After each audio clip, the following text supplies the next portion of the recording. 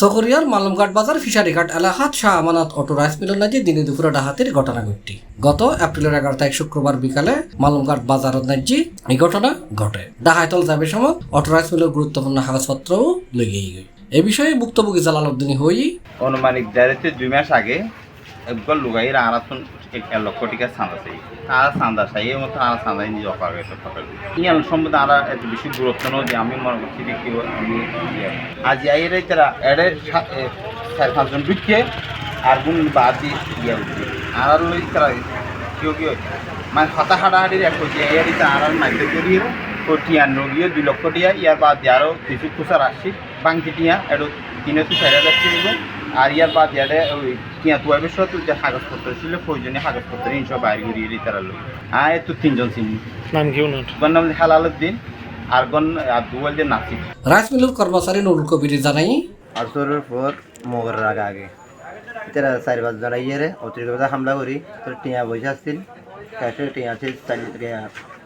2 লাখ তোর কোথাও কোথাও টিয়া আসছিল 3-4 হাজার মতো চিনন না 3 জন চিনি নাম জানান না তারা 2 জন নাসির আর জন হালাল প্রয়োজন আমাদের হালাল সুতরা আসছিল ইসলাম আসছিল এবং বেন লবি আর ডাহাতির বিষয়ে স্থানীয় ব্যবসায়ী এবং যুবদল সংগঠনের সম্পাদক আবুল বশরা হই তারা অতর্কিত হতেন মানুষ আইয়রে হ্যাঁ ওরা হামলা করছে হামলা করে টিয়া পয়সা ওনার কাগজপত্র দিয়ে কিনে লগিয়ে তারা আবার অতর্কিত বাবা খুঁজুন আমি অস্ত্র সহ তারা আবার ডবল করে আবার ফেরা হাম গেছে সে আঘাত দিয়েছে শাহ আলমরে এবার মোবাইল টোবাইল হারিয়ে লেগে এবার এখন বর্তমানে হাসপাতালত আছে। এই বিষয়ে চকিরিয়া থানার অফিসার ইনচার্জ শফিকুল ইসলাম মুঠোফোনে সি প্লাসরা হয়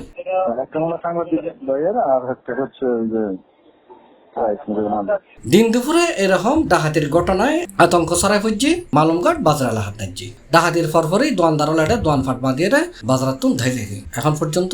এলাকার পরিস্থিতি থমথমে বুঝি জানাই দিই। এরা তো 10-15 জন ছিল ডাকাতেরা সিঁড়ি আছে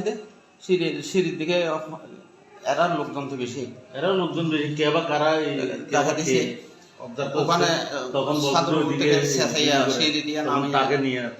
সি প্লাস টিভি চট্টগ্রাম।